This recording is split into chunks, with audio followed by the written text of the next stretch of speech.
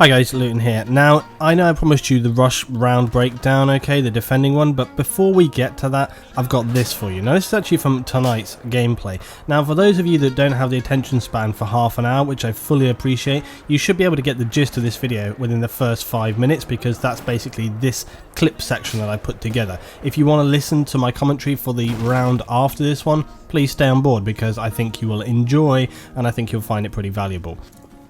Now, there's actually a hell of a lot of stuff I want to get to it in this half hour, and I actually think this is just perfect. It's a really good one. We can talk about the gun, we can talk about team play, we can talk about squad play, we can talk about chain link, and we can talk about how games can go good and bad, and sort of why that is in itself a good and a bad thing. But first up, okay, let's look at this, chain link. Now, they've made some changes to chain link. They basically made it so that the game lasts a little bit longer, it's a little bit longer to cap, etc, etc. And, you know, for the games that we played, I thought it was really positive. I actually really enjoy chain link. I enjoy chain link and domination. I find that they're really fast, furious, intense, and very tactical game modes, and they suit my personal playstyle very, very well. That idea of sort of hit your target and move forward, and that's what I really like in games. I like that. I also like the psychology of sort of being able to predict movements quickly, like, okay, they're here, they're going to move here, they're going to move here, he's gone here, I'm going to dodge back around. You know, that's sort of the kind of micro tactics when you're sort of in and around a base and you're like, okay, they're going to break left, I'm going to go right, I'm going to psych him, is that going to work? You know, all those different little plays you can make. That's what I really, really enjoy, and that's what we had, and that's what you get with chain link. And especially on these maps as well, actually, some of the more urban close quarter maps. Lamfini's not really that sort of close quarter, but I wanted to display this game didn't go well for us at all. In fact, we get absolutely ruined by the end. At this time, we're kind of, you know, it's potentially you can turn it around. About 150 tickets down. It's not going too well for us. I wanted to leave this little clip in here as a little fuck you. Snipers on the bridge, get them off, right? Get them the hell off of there. So I left that one in for no reason other than that. But I just wanted to show the kind of intensity of this round. This was a good little moment. Okay, flashbang out. Hits the target, Fuse moves in, and as he, pull him out. There we go. Get the little clip. So it's a good bit of like double work team play there going on. There's a few moments like that I have with it. You definitely see that on the next round. But basically, I wanted to just cut this one together to show you kind of how it's just not going very well for us. You can see that we've lost more tickets again. We're still 120, so you can kind of turn it around at this stage, but then the whole thing just falls apart. And it's all to do with kind of awareness of the team and being able to flank and push back onto those objectives at the right time. However, the enemy team were just absolutely pinning us into the ground, and we couldn't gain ground. We just absolutely couldn't move.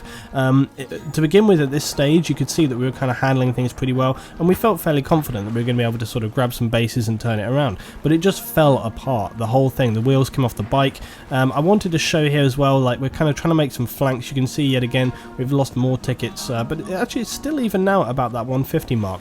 But it's when they start to really cap the bases and really lock you down, you really hemorrhage tickets. But anyway, diving underwater is something that you should seriously consider if you don't do it already. I'm sure a lot of you guys do, but constant sort of diving and swimming underwater, I would actually really like them to have a kind of a gadget or some kind of tool that enables you to stay underwater just a little bit longer for some period of time there, because it's a really useful tool when it comes to flanking and moving around bases and positions. Couldn't go for the res there because we're just pinned down, so we're just trying to make sure we can kind of try and defend, secure this base. But as you can see, we are just literally pinned, and they're surrounding us right here. I thought this was just a good example of kind of how furiously some of the combat on some of these bases were.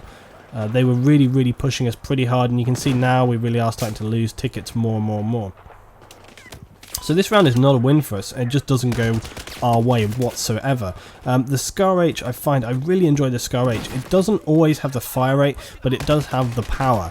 And I find that you can really drop targets quite quickly, especially if you get on the mark. Now, I don't always have that sort of pinpoint accuracy, but a lot of the time I have good enough accuracy to get me on the target and drop them quicker. You know, I generally sort of overall do pretty good, and the Scar H, as everybody knows, is just a great tool for that. The reason I like the Scar H is its versatility.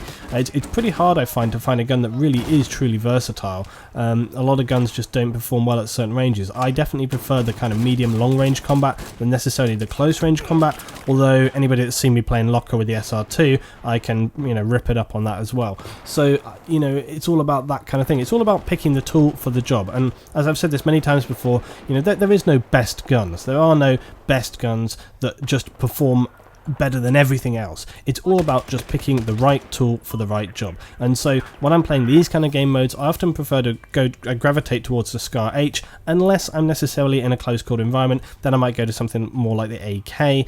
In fact, on the next map I go with the Scar H, and even on the one after that I go with Scar H. But to be honest, the next map is Sunken Dragon. There's a lot of kind of medium range, long range engagements there. It's perfect for that. But then you go on to something else like the markets or whatever, and with the AK you're going to perform better. But I still went with the Scar H because it has that kind of hitting power, that stopping power, where you can really sort of pinpoint, pick off your targets. Okay, so we're going to the next one, Sunken Dragon.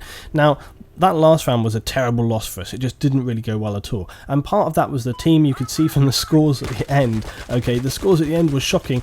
Always a good start to the round here when your gunner just starts wildly firing at nothing. That's always a really great sign. And, we actually weren't particularly confident going into this game. But the key, and what I wanted to really talk about, was, that idea of pushing back, ups and downs. You've got to get back on. You've got to get back on the bike. You've got to keep fighting.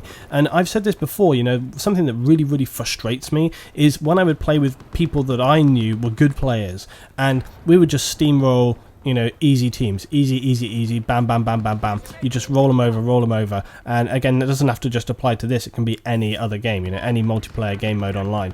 And, you pin them into the ground and you feel like, yeah, we're having some good games, And it's like, you're not having good games at all. They just suck, right? That's all it is, okay?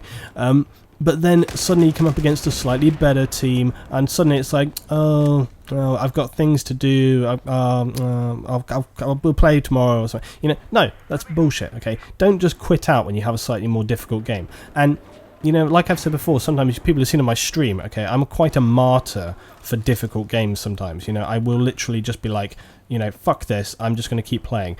And sometimes, it's more kind of like this terrible embitterment that I have, where I just kind of like but I just want to get a win, like just one, It's like if they're really fucking us over, I just want to get one win. And that's often how I feel sort of with Battlefield. And it's like that last round, we ended up losing by 800 tickets or something. They really caned us in the end. And I wanted to turn it back. I was like, no, we must, some of the guys were like, oh, our teams were so screwed, like our team was just clearly totally imbalanced compared to theirs.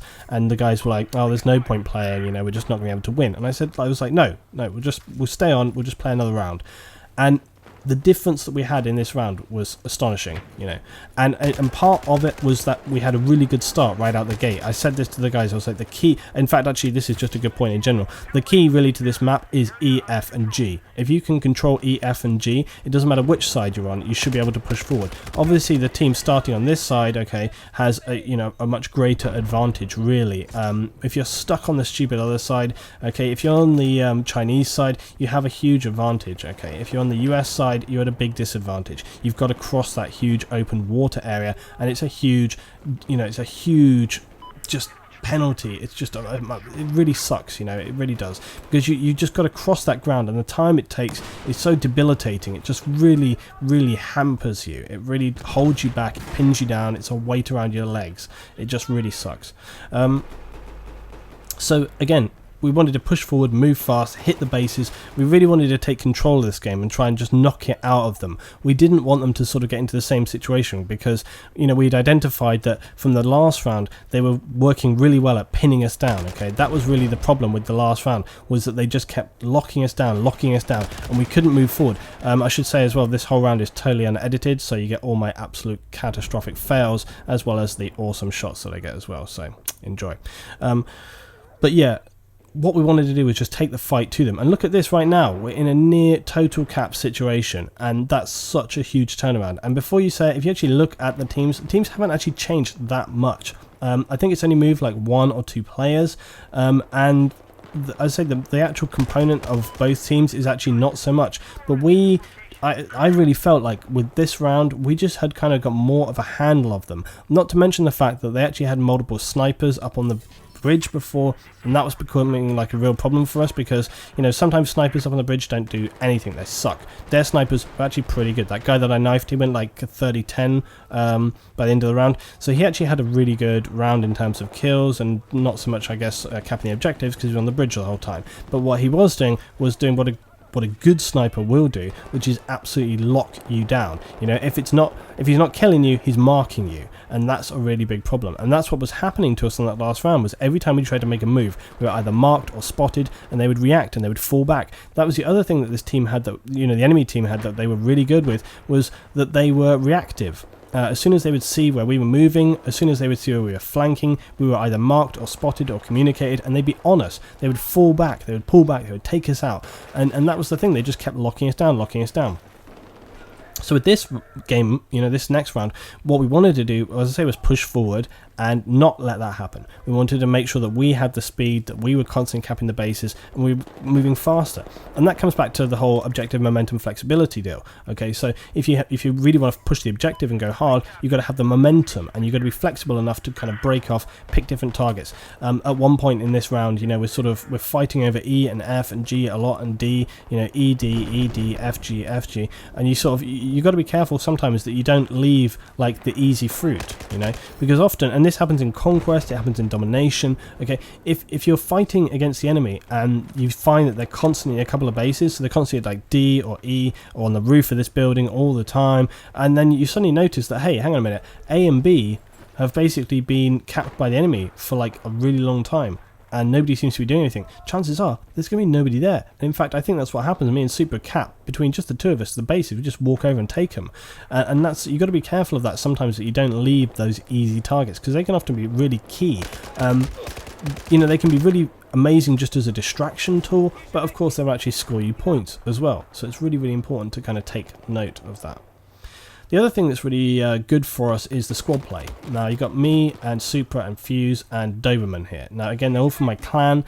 And again, I would just say, if you're not in a clan, if you're not with a group, it doesn't have to be mine, just any clan. If you play with a group of people, you'll have a significantly stronger game. And it doesn't mean that you're always going to win, as that last round demonstrated, because even though I actually felt that we had some rough times on that last round, and you know, we didn't finish astonishingly well by the end of the round. As I say, there were different factors with that. But the point is that overall, you should have a stronger round, and you should have at least better support. Especially if you practice with your squad and you communicate well with your squad, and they start to know, you know, your movements and so on, what's happening with you. And that's what I have with my squad. The 4, 5, 6 guys that we play with regularly.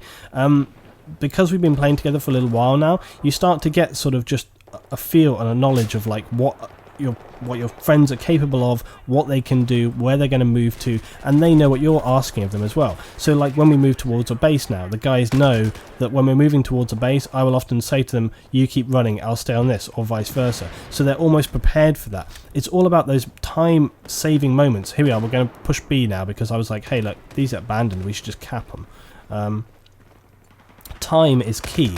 I've said this so many times before, and it really annoys me that, again, this is something that in general a lot of players are really, really bad at, and it drives me mad. It's all about time. The microseconds between capping bases and stuff really, really, really count.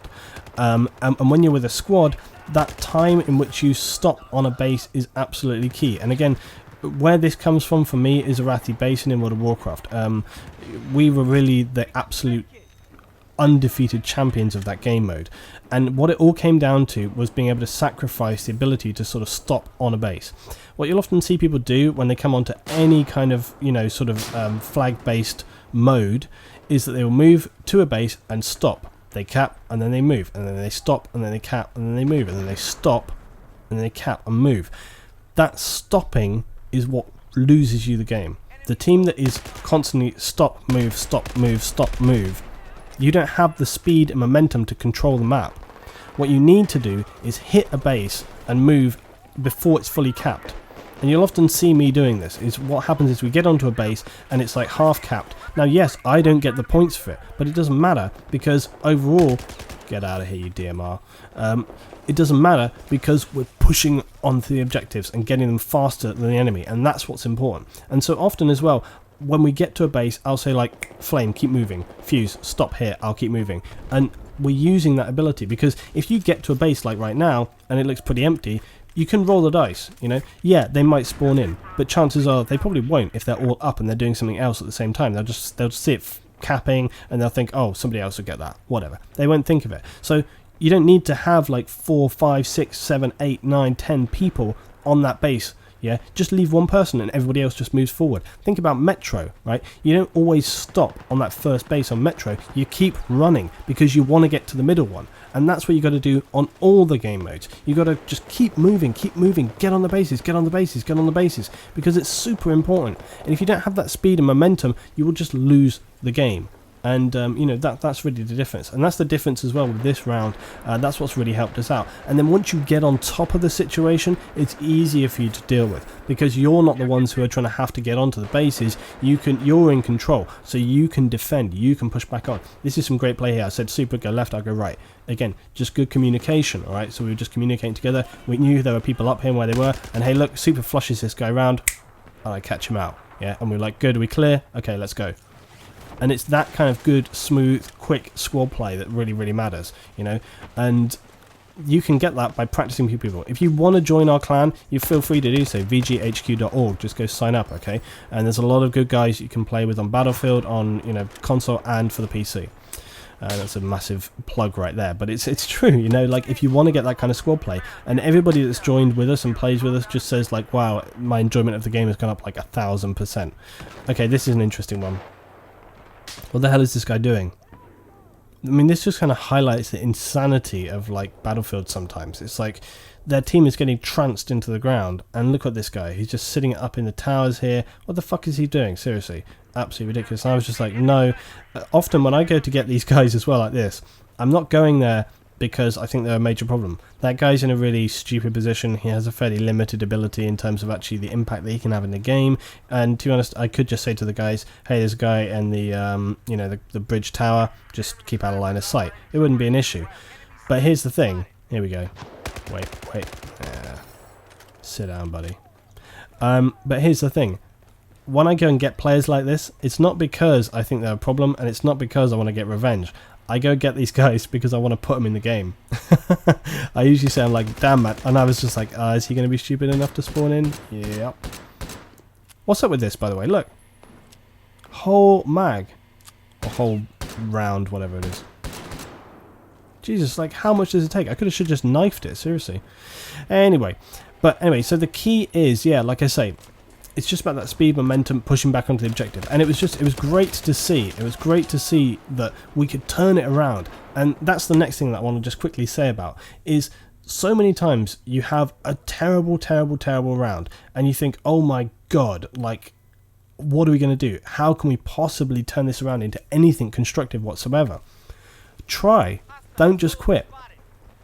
Sometimes it's just not going to happen, right? Sometimes you will play like 2, 3, 4 rounds, and it's just a miserable nightmare. The teams are horribly stacked. Now, I had the advantage, for example, that I was with my squad. So again, it makes a big difference, because playing with my squad, I have more of an advantage than if you were, for example, by yourself. If I was by myself, I wouldn't be able to be communicating as I was in this round, but that's really the point, isn't it? That's the point. That's the point of having a squad. That's the point of having good squad play.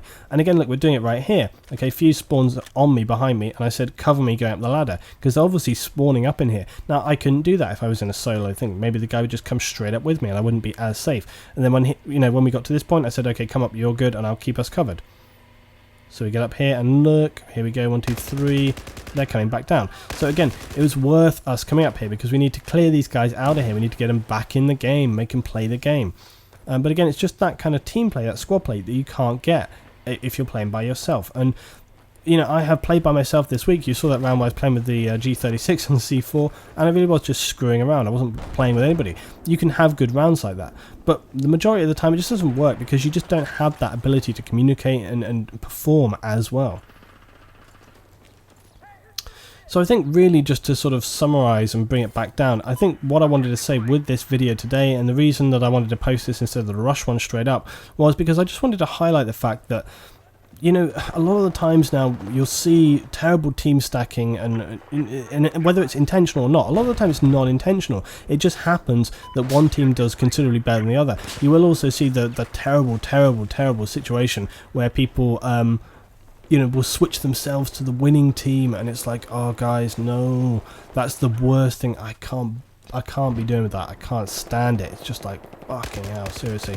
And this guy right here, I was just like, oh, and then unfortunately his friend spawned. I was like, damn. And in these guys here, Devian's defense, they did very good on the previous round when they were kind of locking us down. And, you know, as far as we saw, these guys were all really good players. They weren't terrible players. I think on on this round, they didn't expect us to hit them quite as hard as we did, and I think because you actually see towards the end they start really trying pretty hard to cap bases, so they were trying to sort of pull it back as much as they could, and on the same on the next round as well. So I don't think it's not like these guys were trying to just focus on kills. That's not it at all. From what they definitely had their share of players on their team as well, just like us, who were not really doing anything, were not really getting into the game. So from that point of view, I guess the teams were relatively balanced. I think, if anything, and this has happened to me sometimes, and this is worth noting, that you can just be complacent. If you have a round where you steamroll the enemy, you pretty much assume that it's going to be like that the next round. And not just the next round, but also the end of games. This happens to me so many times in Battlefield, where basically you all know the score, the tickets have been fairly good throughout, and it's starting to get towards the end of the game. And I always say this, that the end of the game is the most dangerous time. It's the most dangerous time because it's the time when the enemy team suddenly think, holy crap, if we don't get our act together, we're going to lose this game. And suddenly they start to fight like you've never seen them fight before. And that's why it's really, really important to not underestimate your enemy. Even when you think that you're absolutely thrashing them into the ground, you should treat it just as if you were. I always say play the game right till the end, okay? Don't leave it till the last second. The amount of... Oh, what the F was that? Seriously, absolutely shocking. And then I get absolutely ruined by this MK11 guy. What the hell? You know, for as many shots that I had that were really excellent, that was just just the pain. But I do have something coming up in a mode to make up for it, so, you know, we can all take the bad shots, right? Maybe. But hey, you know, like, that's the thing. I put the whole gameplay, right? Anyway, but the point is that, as I say, you should always play the game right to the end. And you shouldn't just assume, because I have lost so many rounds where people assumed that it was a safe, guaranteed win, and all of a sudden before they knew it, they've been back capped, pushed out, cleared out, spawn trapped, and then they pull it back and they absolutely wreck you. It's a terrible, terrible thing to do. You must always assume that they're going to sort of get it together and put it back on you. Never assume that you have got a guaranteed win, even when the odds are in your favour. But look at this right now, they're actually starting to cap the bases back again. And like I said, you know, they sort of suddenly realise, hey, damn, you know, I mean, they're 1,000 tickets down, really, but on Chainlink, that's not unwinnable. You can very easily come back from that. 3-4 links, bam, you'd be hemorrhaging tickets really, really badly. And that's another reason why I really like Chainlink, is the fact that you can have those unexpected turnarounds. Conquest, you never really have that so much because you don't have that same bleed. You know, with Conquest, it's a slower bleed, and so even if you were able to sort of take control of the situation, chances are if the enemy have dominated you throughout the whole round, they're going to be strong enough to take that back again, and you won't have bled them enough tickets to be able to be in a stronger position and therefore win the game. But with, you know, Chainlink, you can. Chainlink, for me, and not just that, but Chainlink enables just 1 or 2 or 3 players to actually really have a strong impact on this game, because if you can hit targets fast and hard and you can flank, you can have a really big impact in the game. Much more of an impact than you can with Conquest, because with Conquest you've got the whole vehicle deal going on, it's a slower bleed, and overall it's a team game rather than a squad game. I feel that Chainlink is a squad game, and that's really why I enjoy it so much, because you can take like a strong squad of 4 or 5 players and you can really cause the enemy some problems. You can, and not just that, but it's just great from a squad play perspective. I mean, obviously all game modes are good from a squad play perspective, but I feel like Chainlink has a stronger impact with squad play because of how much more of a significant impact you can have on that game itself, you know? It's like when you come in Chainlink as a squad, you can do what we are doing right here, which is you can come up with a game plan. You know, how are you going to control the map? Which ones are you going to go for? When are you going to make a flank? When are you going to go back to defend? You know, all the different things that you can pull together. And I just find it so much more enjoyable. And I found this round particularly, and this evening's gameplay, really, really enjoyable. But who would have thought that from the first game we had, where we got absolutely annihilated? In fact, I think one of the guys said after that round, he was like, dude, seriously, let's find another server. I was like, no. I was like, let's have another one. Let's have one more and let's see what we can do with it. And hey, look, this was our next round. So I guess really what I'm saying is even at this stage in the game, if you're a veteran player of Battlefield, or even if you're a new player of Battlefield, okay, the key thing is, don't try to second guess yourself. Don't try to assume that you know how it's going to go down just because of a certain situation. And God knows I do this. I often think, I say to the guys, I'm like, that's it, we've got no chance now, we're fucked, it's impossible, we can't turn this game around. And then something will happen and bloody hell, we turn it around, and I'm just like, ugh, eat my words, seriously. The amount of times it's happened, I should know better by now, seriously. So many times. Do you hear that? That DMR spam, seriously, God. Honestly though, yeah, seriously, I should know better. I feel like kicking myself sometimes, the amount of times I sort of rant and I go, oh my God, we're screwed, and we turn it back, and it's just like, wow. So many times it's happened. So many times it's happened where we get our ass handed to us and we get, like pinned into the base and there's nothing we can do about it. But on the other hand as well, it plays out both ways. I mean, look at it's this game mode as well. It's great for that really aggressive getting on the flags. Doba was like just jumping straight, bam, bam, fast move, cap, move. You can just be so quick and so aggressive, and I love speed in gameplay. I really love the speed in gameplay, and that's just what this represents for you. So there we go, guys. That's my whole breakdown for this map and for this game mode and for the squad and for the guns and the setup. And I tried to cover pretty much everything that I could. I thought that these 2 rounds, and there's another round after this which I may post with perhaps a different slant on, or I might talk about a different topic or something like that. But I wanted to post this today. It is a fairly long video today, but hey, it's Sunday, so I'm hoping some people will manage to get through this video, right? So if you made it through the whole thing, drop me a comment below, because always big respect for the guys who watch the whole video, and I know that some of you that are my dedicated subs always do that.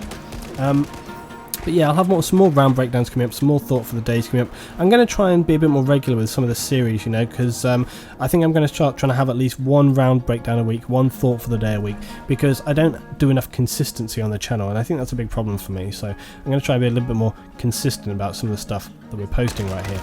But anyway, as I say, I thought that this really represented some strong gameplay. I think there was some good talking points going on here. I mean, even stuff like this, look, that guy's expecting me to peek that box again. No, catch him out and catch his friend out while I'm at it. It's like that. You got to just, it's like that micro gameplay that I really enjoyed, dodging around objects and going, they don't expect you. If you can get inside people's heads and you know what they're going to do. Players are very, very predictable. They're very, very predictable. If you peek a corner and they see you peek a corner and you fire or whatever, when you duck back behind, they will assume that you're just going to duck back out, because that's what 90% of other players are going to do. So just don't do that. It's a very easy thing to do in almost all situations. Whenever you're presented with a situation in game where you're trying to move forward or control or take out another player, just in that second think to yourself, what would I do there? Or what would I expect to see? And then do the opposite of that. And that's what will get you those situations. That's what will control you those situations. And all of those things together will win you 20,000 times more games than choosing, a kit, okay? Choosing a gun, right? I talked about the Scar H and how much I enjoy this gun, and you'll see how well it's performed for me in this round, and it's great, it's a great tool. But I could have picked 4 or 5 other weapons and probably done equally as well. It's not about the weapon, it's about how you play, how your squad plays, how you move, the way in which you control things around the map. That's really the key to the game, and if you don't have that, you're not going to do well. Or if you do well, you're not going to be supporting your team whatsoever. I mean, look at this guy right here, he's still right. I mean, can you believe it? Just insanity. Anyway guys, I cut the end of the round here because I just spawned back at the base and I came back here to get that stupid sniper, and there we go, I did, and that's the end of the round.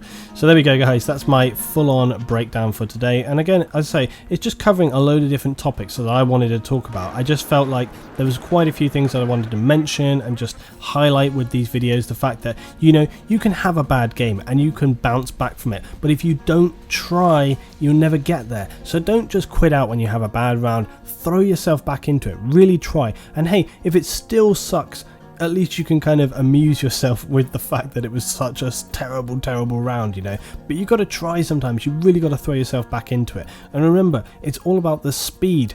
don't hesitate. Cap, move. You know, you've got to be aggressive. You've got to get into them. You've got to flank them. You've got to get around them and put them on the back foot. Make them feel like they are the ones at the disadvantage. Thanks for watching today, guys. As always, if you enjoyed the video, drop a little rating. It always helps me out so much. I'll see you next time for some more Battlefield 4.